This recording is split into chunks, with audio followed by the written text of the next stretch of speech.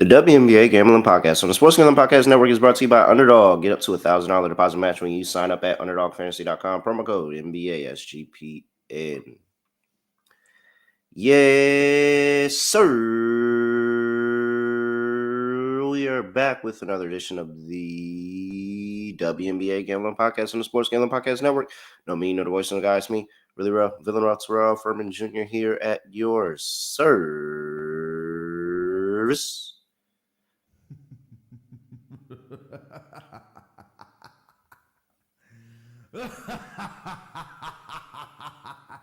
Oh man, last time, very good time. Very good time. If you were curious what I did on the last episode,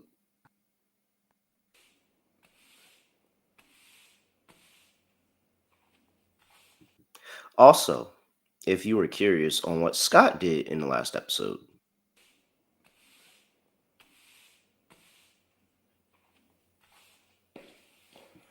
also, if you were curious what we did in Underdog the last episode,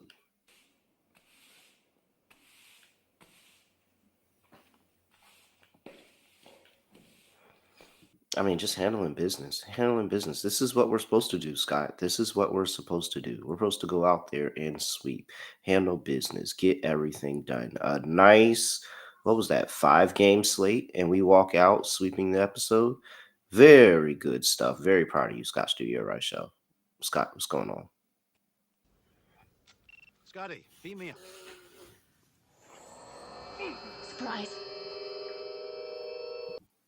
Yeah, feels good. We won everything. So nothing else to really add. We hit every lock and dog. We hit the underdog entry. That was 9-1 for the underdog entry. So can't complain. But either way, definitely a fun collection of games. And we got a lot of it right. So no complaints. We'll try to do it again on Thursday. And I mean, the underdog entry was so good because we were sitting there like, man, what player card do we pick? And we picked Jacquel Jones. And if we didn't pick the Jacquel Jones player card for the discount, it would have lost. It would have lost. She would have had 27. She needed 28.5 PRA. She had 27, but we got down to 20. And so we win. I mean, and shout out to Underdog for sending a little notification and reminding me, hey, great job selecting Jacquel Jones, because if you did it, you would have had a loser. So, very good stuff here. Valkyrie's first half doesn't cash yesterday. It's all good. You know, it happens. Actually, 2 back-to-back first half non-cashes, both versus the Aces. So we'll see what the Valkyries have coming up for us in a couple of days here. But we are not talking about them today. We got 3 games to talk about on the slate today, Scott. But first, everybody needs to be locked into the Sports Gambling Podcast with their 32 NFL team previews. Make sure you go check out every single preview because they are giving out a 1-word of a 32-word phrase in those previews. And with that 32-word phrase, you can submit it at the end and have a chance to win a $1,000 circa future. $1,000 circa future. If I had $1,000 circa future, I'd put it on Joe Burrow to win MVP because clearly clearly the MVP trophy is now a participation trophy. And being first team NFL doesn't mean anything to anybody. I mean, I don't know how we could vote you first team all pro and you not win MVP. So clearly they're about to make sure that all their beloved quarterbacks get MVP. So Joe Burrow's next on the docket. That's what I would use my $1,000 circle future on. What would you use yours on? So go lock in to Sports Gambling Podcast, get that phrase, and get a chance to win. All right. 3 games on the slate here. Let's see whoa. First up, Atlanta Dream. Going up against your fave, Scott. The Chicago Sky are wow. Holy shit. This was 8.5 last night when I went to bed. It's now 11. No updated injury news. So, well, I guess this is kind of an update. Ryan Howard is officially doubtful. That's an upgrade for her. Mm. So Clearly not expecting to see her to play. Not expecting to see Brittany Griner play here. Maya Caldwell is out for personal reasons. Haley Van Lith is probable. Michaela Onyenwere is probable. Ariel Atkins is questionable. All right. That's it for that. And of course, Reese is out. Yes. Out. The press conference not press conference because it really wasn't a press conference, but the pregame presser for Tyler Marsh before that last game, where he went and announced, yeah, there's no timetable for her return.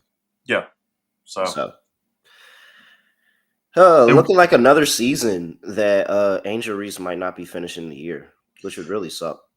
Yeah, I can't say that I'm too surprised. I feel like back issues are always tricky to deal with, but at the same point, when your team is this bad and you're definitely out of it, is it worth throwing her out there at like 50%? Probably not. You could argue if the team was competitive and they were fighting for a playoff spot, then maybe they would try to get her back sooner. Not for Yep. this game, but maybe at some point. If we find out that she maybe doesn't return this season, hypothetically speaking, I think a lot of that might be standings based because this team stinks. Is that a fair statement? I wouldn't disagree. I mean, the Sky been in rebuild mode since they won that championship. So, Yeah, pretty much. yeah. Let me see here. Before we get to the game, though, chat, what's going on? Chat, ZB Miami, what's good? Don's in the chat. Andre's a lot of regulars. John dropping dimes. Camden, was I glitching? I was glitching earlier. I think you're fine now. Oh, okay. All right, cool. Squirrels, timeout, all that. Everybody over here in the chat. So hop in the chat, youtube.com/NBA Gambling Podcast, where we stream the WNBA Gambling Podcast. All right, Scott. So really, honestly, truly, there's been no injury update. This line has just moved 11 because people are betting the dream. Well, I find the Atkins injury news interesting because she literally played last game. And now Yeah. she's back to questionable. I find that kind of weird. Well, no. I mean, no. That sounds about right. Like, No, but if you played last game, I just assume you'd be playing again. no, think of I mean, you're still in the injury report though. Think of when Braun was questionable all those games for he was just questionable. He was playing, but he was just questionable every game. Like it could be that same thing with Ariel Atkins, where it's like, oh yeah, you're still questionable. Like she's still dealing with the injury. It could be fine one day, flare up another day. I think if there was an official like back in the day injury report, her status would be day to day. Okay. I think that's what it would be. I think that's a good, her status is day to day. So today she's cool. She might not be good tomorrow. And that's why she's still questionable. So someone asked though, because they ended up winning last game with Atkins coming back. I know the Mystics are really bad on the road. Does Atkins playing sway you on the spread, or do you like one side either way? I wouldn't be surprised if they covered because Atkins is playing with the combination of Atkins playing and the fact that the Dream are now down Maya Caldwell as well. Mm-hmm. And I mean, this Dream team really don't look like they really look like the same team with the injuries as if without. Like their flaws and they have it's the same thing. If they lose a game, they're probably going to lose that game whether Ryan Howard, Brittany Griner are playing or not. But they've won a bunch of games without Ryan Howard and Brittany Griner. So at what point are the injuries just going to catch up to them and we're going to be like, dang, they're losing? Because now you're down Ryan Howard, Brittany Griner, and now Maya Caldwell, who's a pretty big piece for you off the bench. But you still got Alicia Gray, you still got Naz Hillman, Bree Jones. They still have a lot of options that are just way an incredible excess amount of talent. Tiana Pow still coming off the bench. She started the year playing point guard for them, so she has history in the W already with handling the ball possession after possession. So yeah, man. I am. What is that real? Hold on, I'm Yeah, about to fuck. yeah. Aaliyah just got traded to the Suns. Okay. Ah, ew. I figured we're going to save that for the next game. All The team, Sun, yeah, the Sun are we'll playing in do the it. next game, but Yeah, we'll talk about it. All right.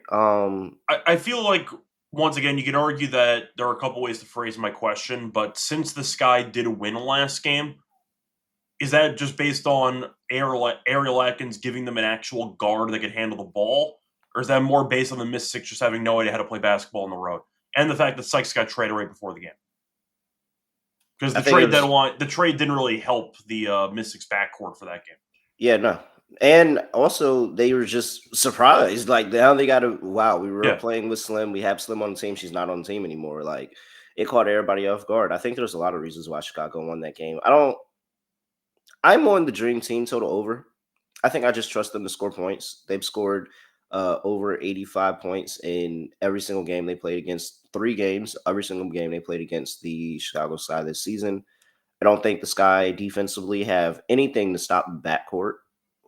And once you start getting that backcourt going and they start hitting threes, then it makes it a lot easier at the rim. I think that they're going to score points. It's just, is Chicago going to be able to score as well? I'll say no and lay it, but I feel better about the team total than the number, especially at 11. I think I agree with you. I'll go with the Dream in this one.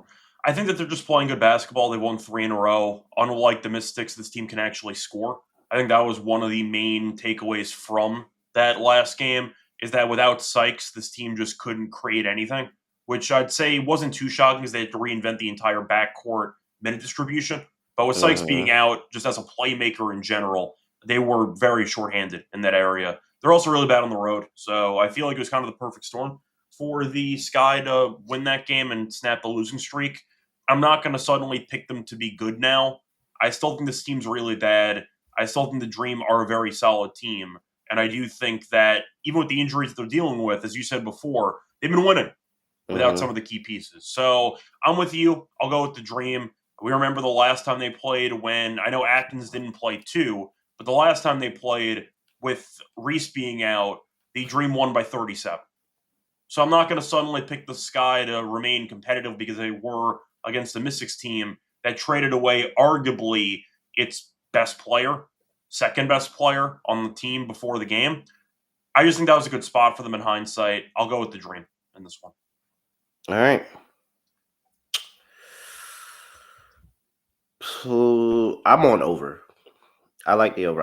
I said Dream Team total over just because, Sky, finicky any given day of the week. But I like over overall for the game.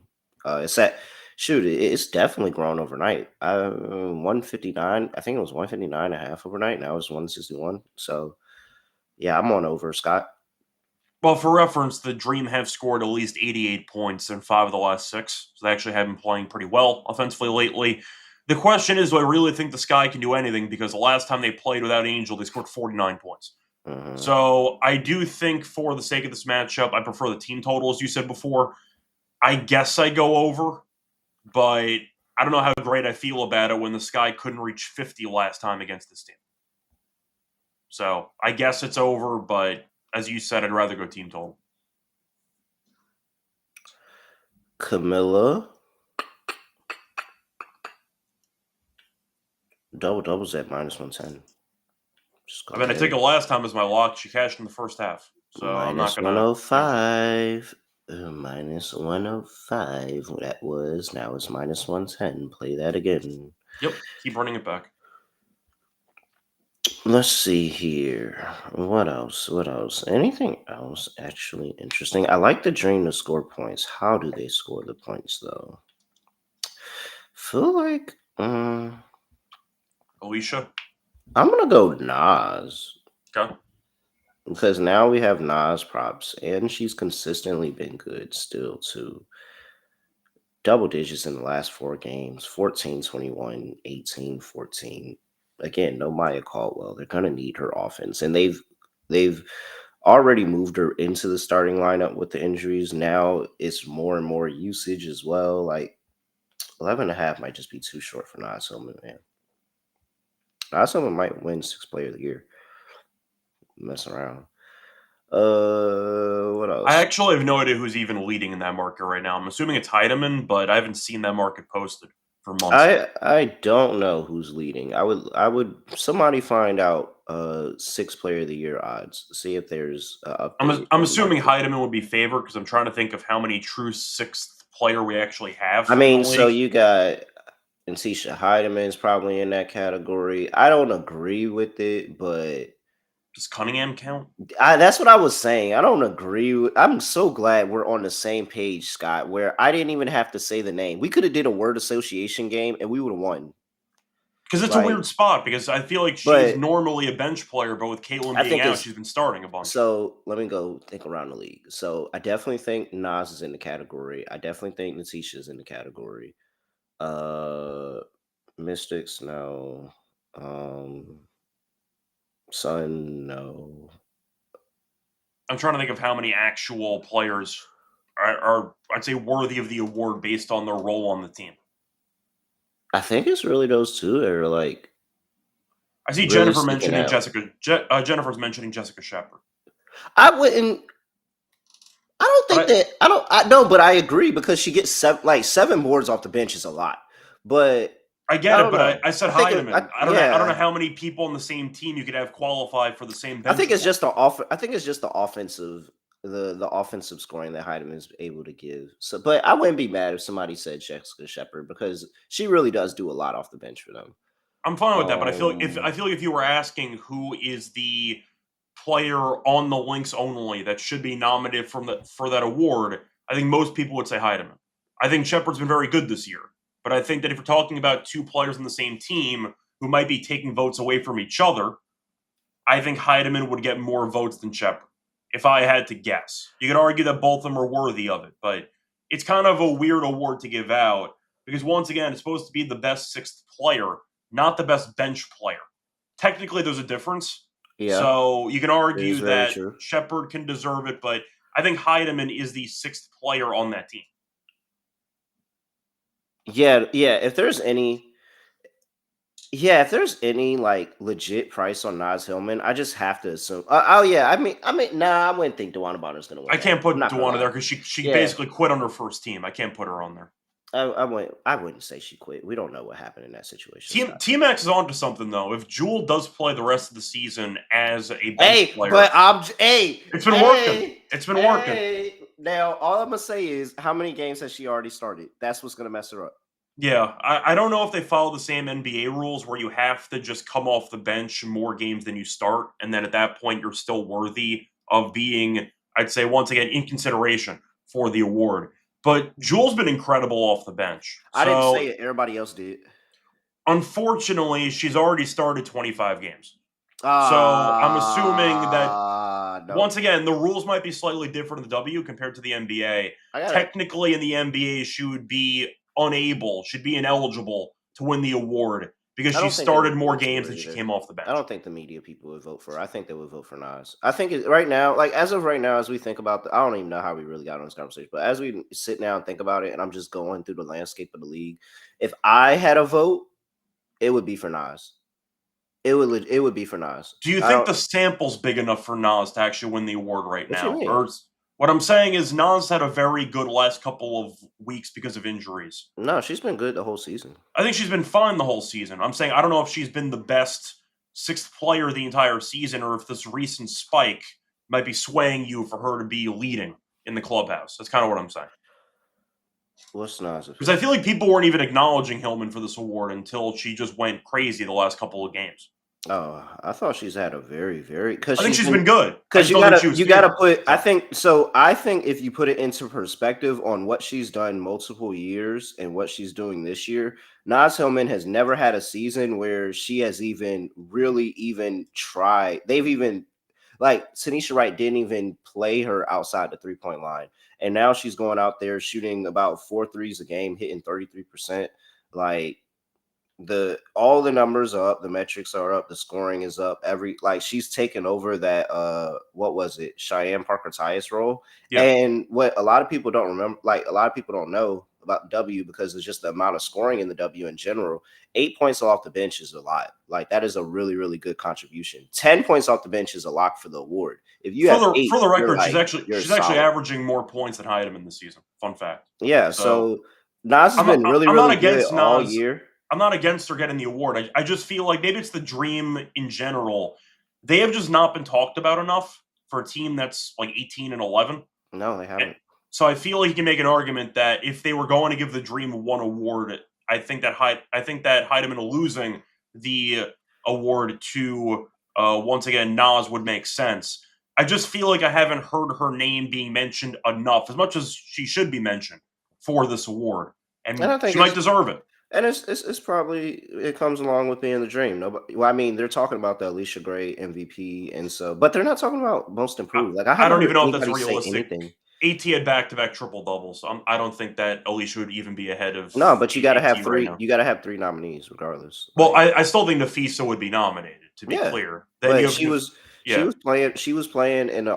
I if you're in no type of MVP conversations and you come out in a season and they start putting your name in MVP conversations, like that's a substantial upgrade to me because there was nobody last season that would have ever even thought to put Alicia Gray and MVP in the same sentence. Yeah. And then she started out the year and that's all anybody was talking about. Came down a little bit, but still huge growth and that's most improved. So like I really think at the end of the year, this dream team could step up and get 3 awards. They could get sixth player of the year. They could potentially have most improved. And then, I mean, as much as it would kill me in my Valkyries, Smeskos for coach of the year really should be getting some steam. Like really, really should be getting some steam because of the fact of he's coaching this team to this good of a record, and he hasn't had Ryan Howard for a good number of games now. And Grinders even missed some time too. Yeah, like he's doing a great job over there. And all of that is better than talking about the Sky and Dream Game. Yeah, All of that pretty is much. better conversation than talking about the Sky and Dream Game. If Nas won the award, I would be happy for. I wouldn't really be upset about it. But if you're asking who I think would be in theory favored right now for the award, my guess would be Heidemann. But it's a weird award to have because I don't know how many people would even qualify for the award. If you're trying to think of the 3 finalists for the award, I have no idea. It would have been Kennedy before she got hurt. Yeah, probably. Like Kennedy Burke would have been a great I'm pick for the saying it's award. very, very Got hurt. slim pickings. You could also Yeah. argue the MVP is slim pickings this season too. So it's kind of weird thinking of finalists for these awards. Yeah. All right. Yeah, I'm enough there. I only like Nas and Camilla. I could actually kind of sell myself. I know Bree Jones has been really, really bad for us recently, but I could sell myself on Bree Jones just because I don't think Camilla can guard other bigs. Yeah, that's fine. Once again, Camilla's been very good offensively without Reese with the double doubles, and that's why we keep taking it. I still think that she has to work on her defense because the switching on all these pick and rolls, it's a mess. And we saw her against the Valkyries a couple games ago, and she was getting torched at the 3-point line. Mm-hmm. So I think that's something she has to work on in the future. But I mean, the stats speak for themselves. Cardoso, when she doesn't have Reese there, she puts up numbers. And for the sake of a portion, I got to keep taking her double double. So that's where I'm at. All right.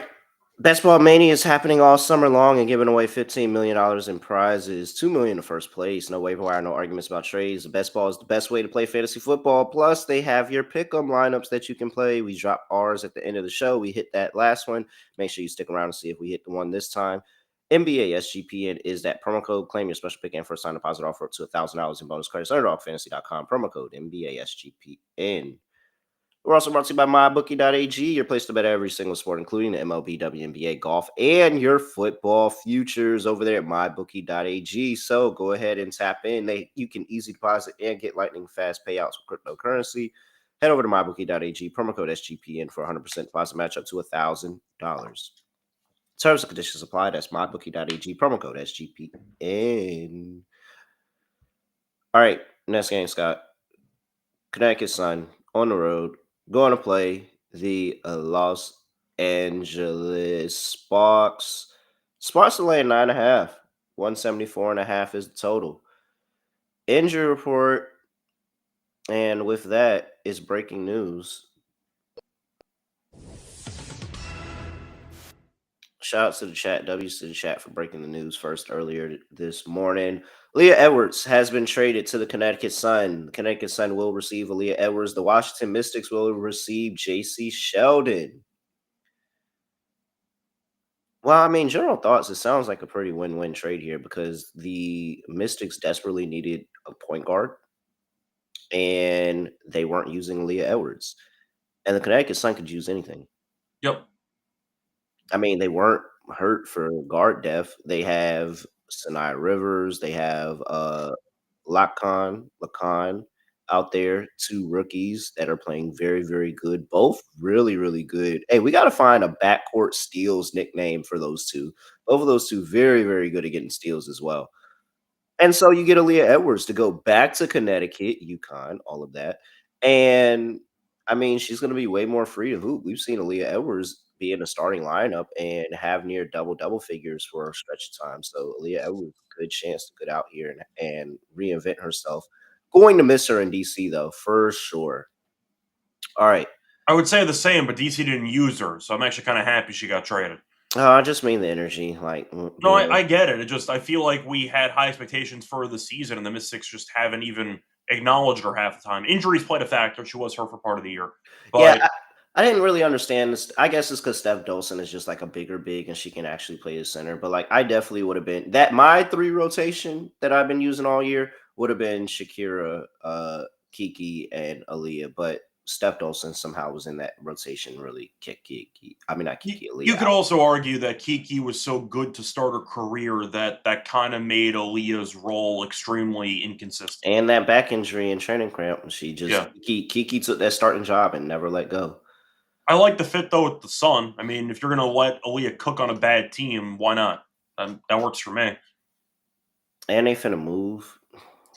So you can, and I mean, again, you're gonna put that's a great way for the Connecticut Sun, a team that is just, I mean, when you talk about the poverty franchises of the WNBA, Connecticut Sun are like one of them, despite the run that they went on where they were the bridesmaid, never the bride, making the Mm. semifinals all the year. They don't have any of the, like, Mohegan Sun doesn't have any of the what's the word I'm looking for? Facilities that any of the other teams have. All the players say that Connecticut sucks. Like, but here goes Aaliyah Edwards that's about to put butts in seats, and you got to find a way to put butts in seats. And UConn faithful are always going to show out, and they're going to show out heavy.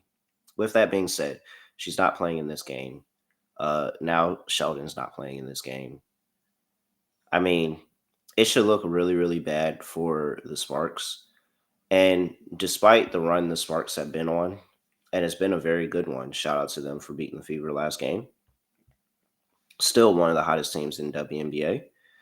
And I don't feel comfortable laying this amount of points with them. I'm sorry. I know that they beat their ass the last time out, but like it's still 1-1. I'm really good on that.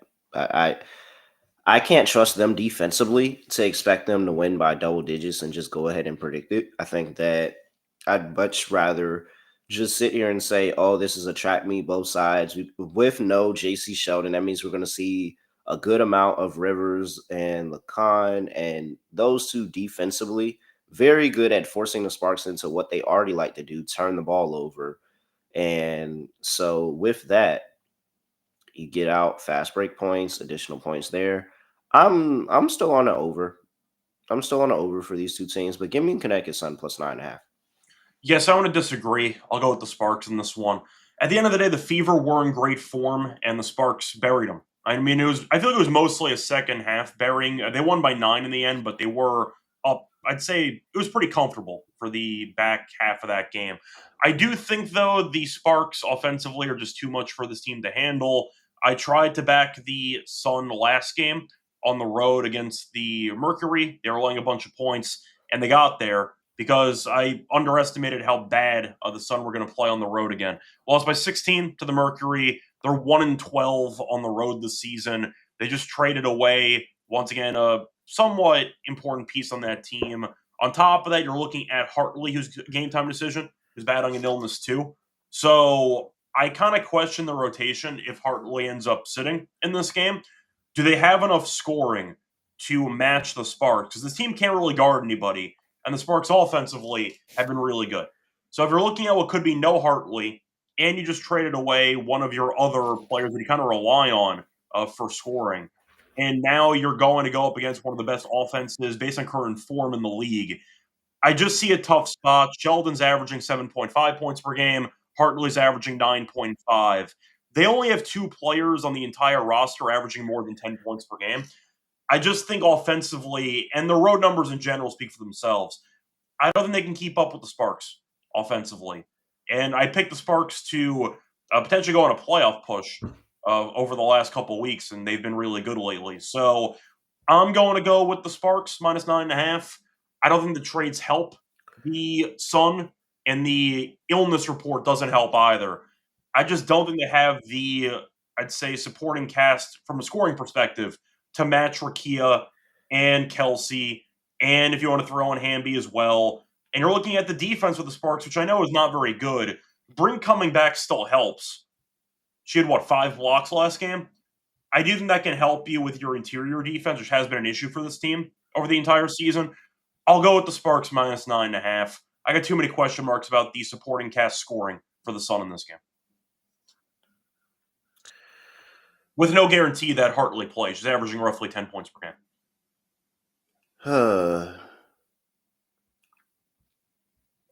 Scott. Yep. Pop quiz. Would you like to guess the number of times, and it's a legit number too, the number of times the Sparks have won a game by double digits this year? At home or in general? In general. Okay. So they're 13 and 15. So how many of those 13 wins were by double digits? I'm going to say 3.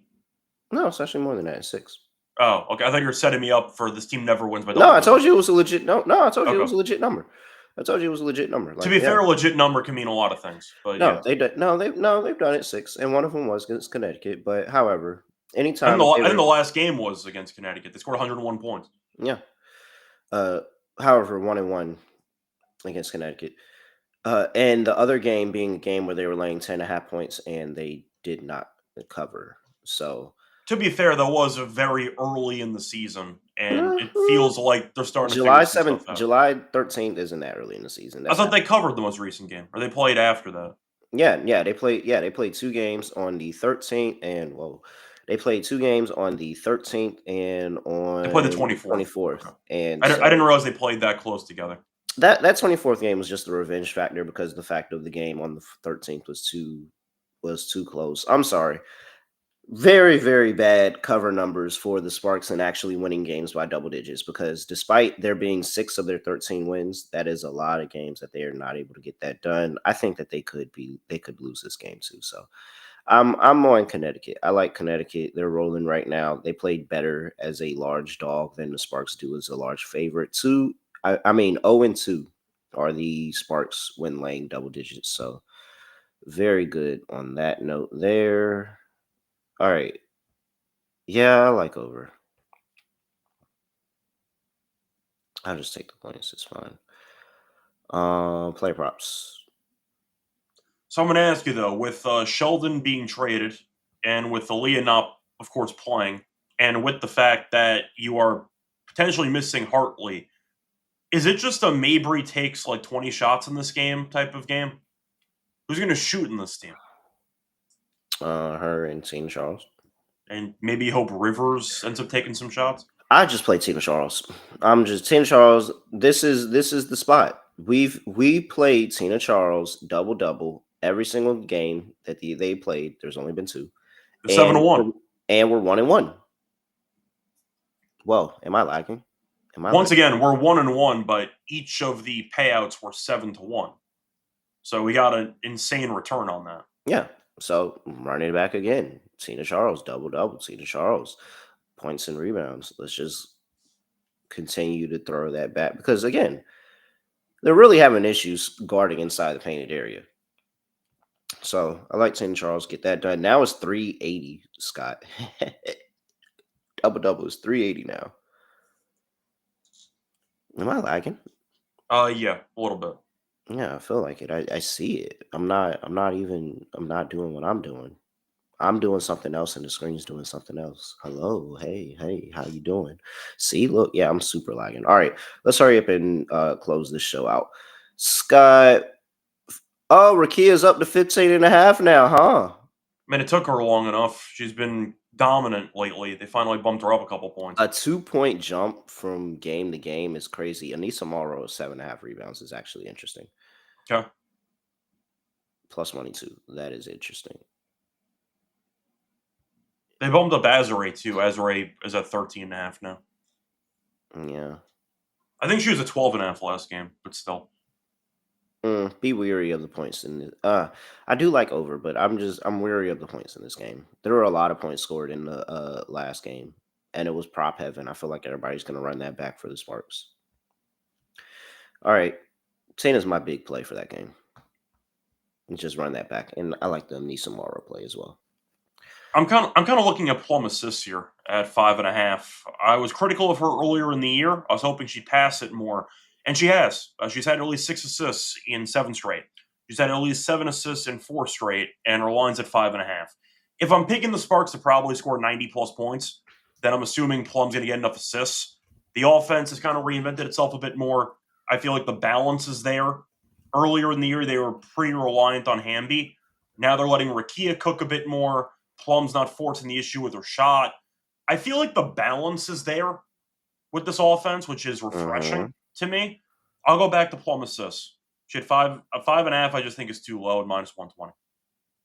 All right. Yeah, that's it. 23.5 is Tina Charles points to rebounds, by the way. 23.5. All right. Before we get to the last game of the slate, gotta talk to everybody about Circa Million, Circa Survivor. Circa Sportsbook is hosting the world's biggest pro football contest, Circa Million, Circa Survivor, and Circa Grandissimo with over 21 million in guaranteed prizes. Can't call yourself a true DJ if you're not competing in these contests. Go hang out with SGPN August 21st through 23rd for an amazing weekend of live shows and open bars at Circa Contest Weekend. You can get 15% off your stay at Circa with promo code SGP15.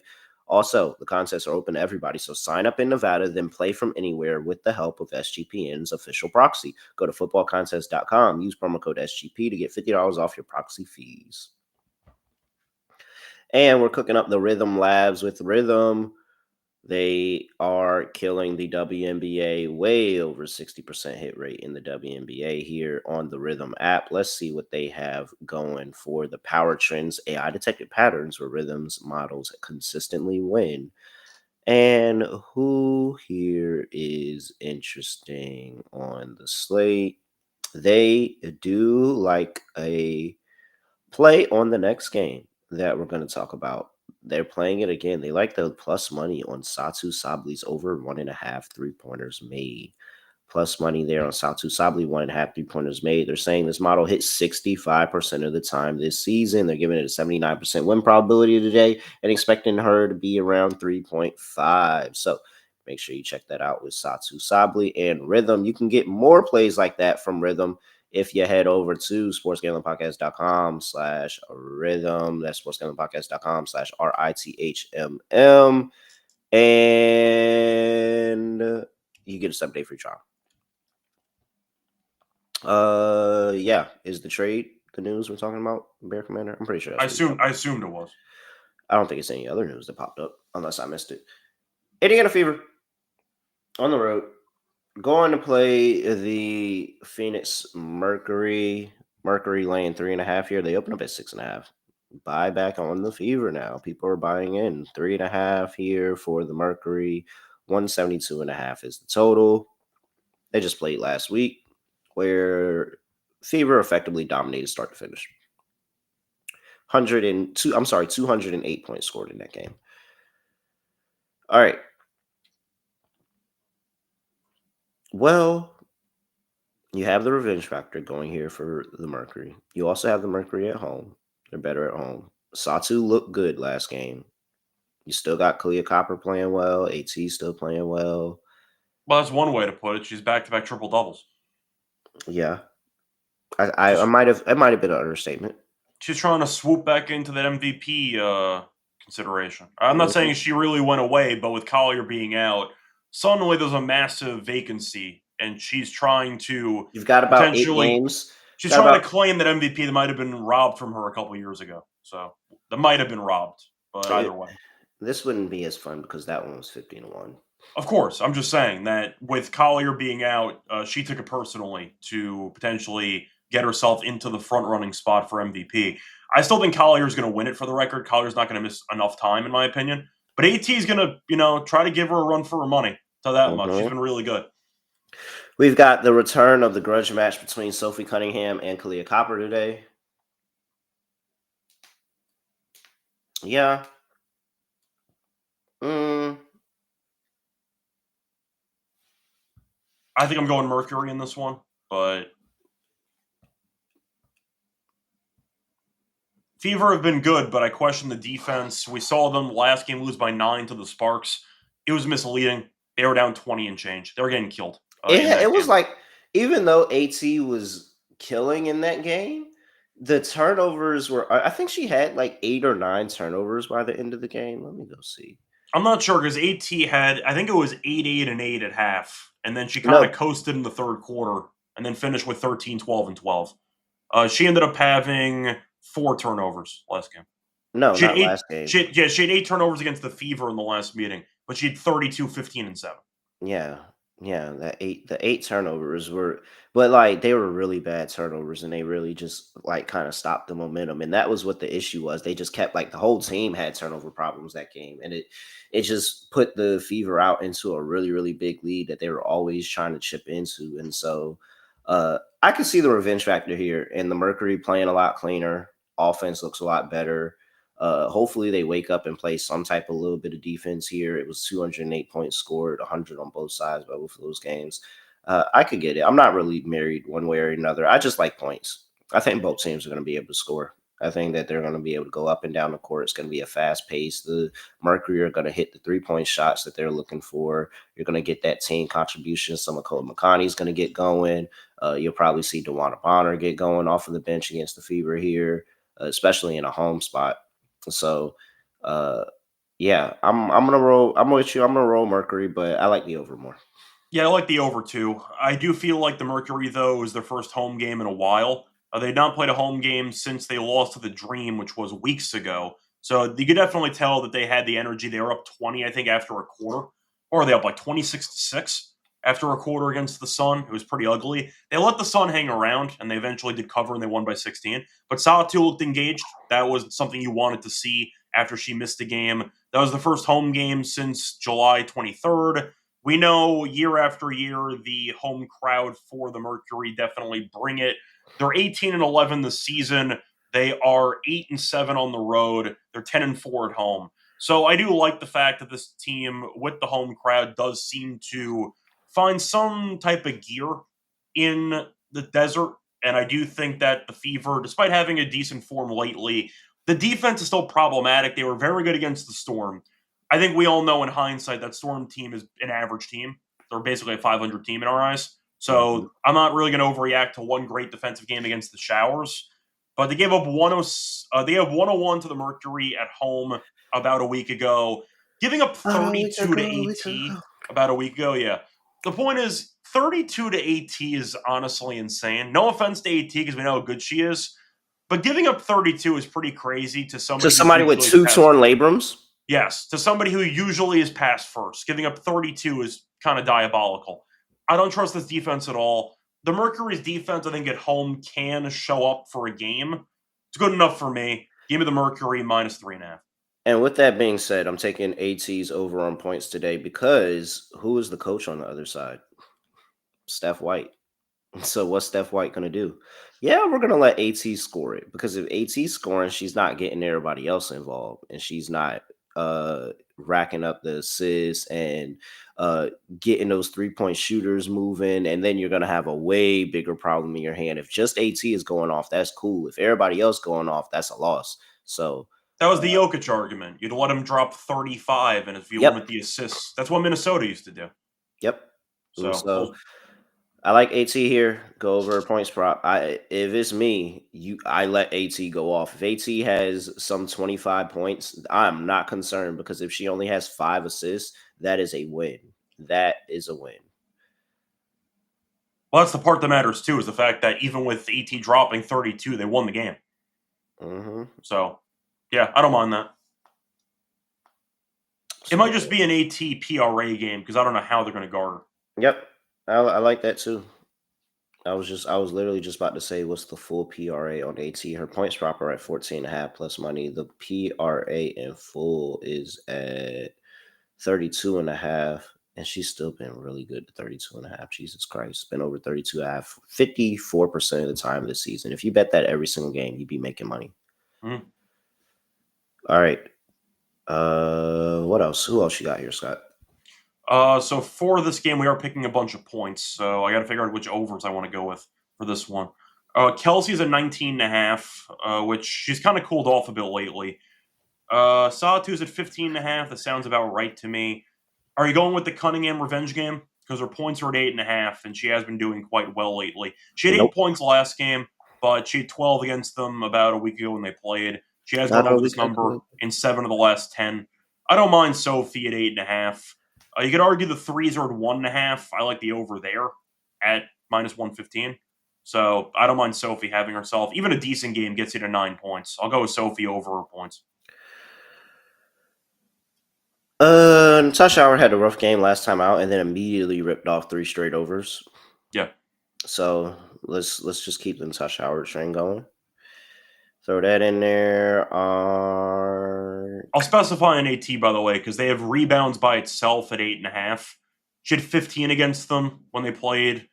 She's had at least 10 rebounds in 7 straight. I'm really just fine with the AT rebounds at 8.5. Yeah. AT, big player of the game for me here. Of course. I mean, duh. All right. By the way, hashtag analysis. Hashtag analysis. By the way, I see a comment from Bear that Mitchell just had 34. She did, but the games before that, she had a monster game where she had 35.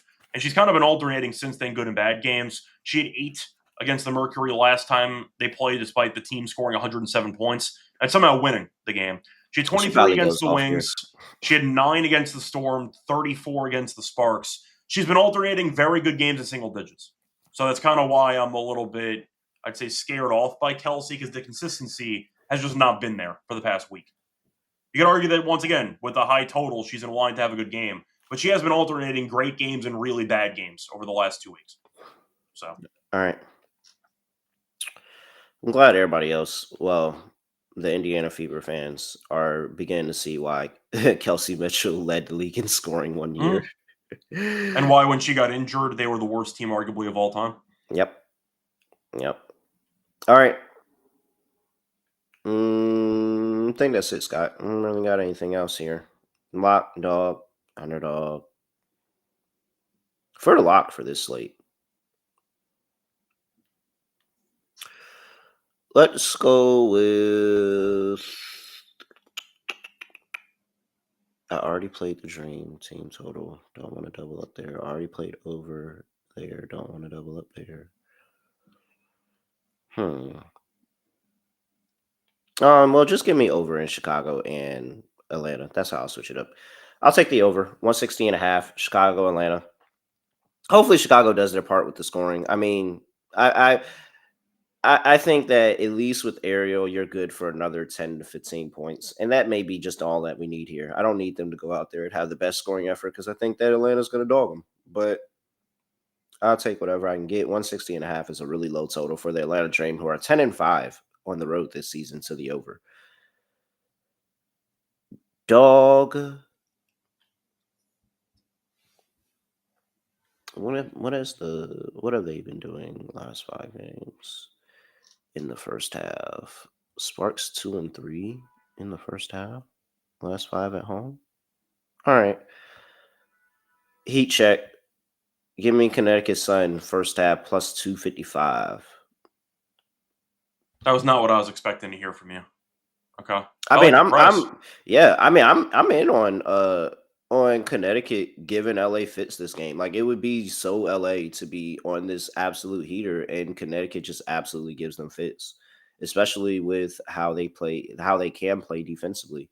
And I mean, Connecticut Sun looking like they're making more moves to become a better defensive team. So, like, LeCon, Rivers, both of that backcourt, they can get a little handsy, and those turnovers can be really good for Connecticut. So I'll take a Connecticut first half dog price for sure. All right. So for my lock on the show, I might just go back to it. If it ain't broke, don't fix it. I'm going to go with Cardoso double-double again at minus 110. It's an auto play when you're looking at no Reese in the lineup. I think it's a good spot for Cardoso to get the usage. Now, if you're missing Atkins, you might have problems again because you have a backcourt that's not really great at feeding her the ball. But she cashed in the first half against the Mystics last game.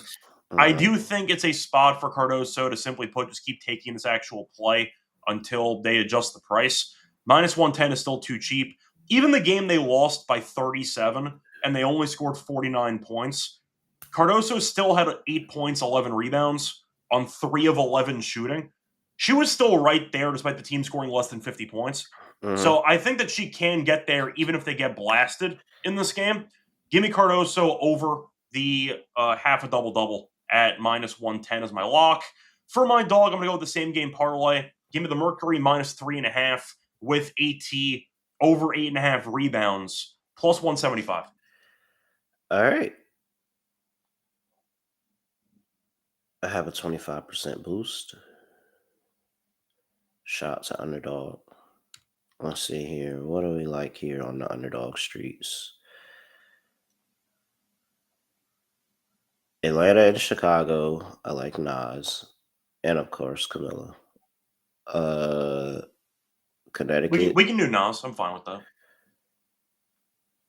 All right. She's been really good. And we know this Chicago team typically can't guard anybody. Nas Hillman.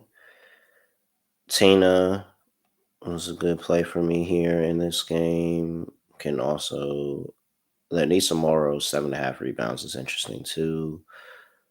You said something about Kelsey Plum assists earlier. Yeah, it's at 5.5. So we got some options there. AT is also an option. We probably need AT in some capacity, right? Yeah. You want to just go back to the... Well, I don't know if we can do the RA because last time they let her score. Do you want to go with just the R? Do you want to go with the PR? Because I thought 8.5 was too low for rebounds in general. Wow, they have so many AT props. This is crazy. Well, they should because she's had back-to-back triple doubles. No, but I mean, there's 3.5 turnovers committed here. Oh. 1.5 offensive rebounds, 1.5 steals, 2.5 free throws made. Defensive options are something unique. Yeah. Holy crap. We got to look into these a little bit more, Scott. There's so many. There's so many AT props out here. 2.5 free throws made, 11.5 field goals attempted. Got to look into some more of that. Let's just put it all encompassing and put 32.5. That's fine. She's had back-to-back triple doubles, so yeah, all encompassing there. All right, let's grab one from the Sparks and the Sun. Well, you said you wanted Plum assists potentially.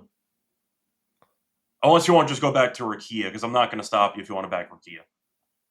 Even though they bumped up the line, I don't know if I care.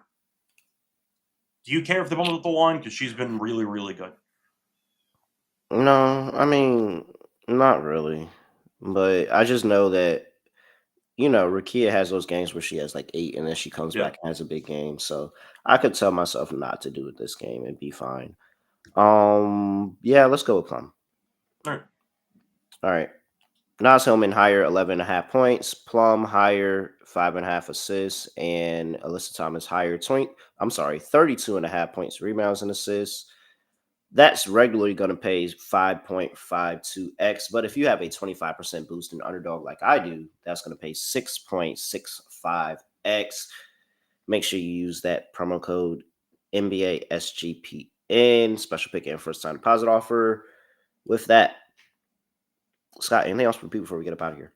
No, we'll try to sweep again. I'm looking forward to the games tonight. We should be back for an episode for the Friday games. So if you're looking for that, we got you covered. But I got nothing else to add. All right.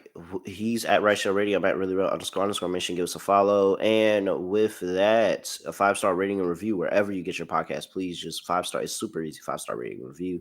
Like on the YouTube stream before you leave the video. Please, a quick like. It doesn't hurt you. It don't hurt you. It don't. It really don't. But with that, nothing else to say, nothing else to do. No other way of ending a podcast. Just getting to like this. We are out of here.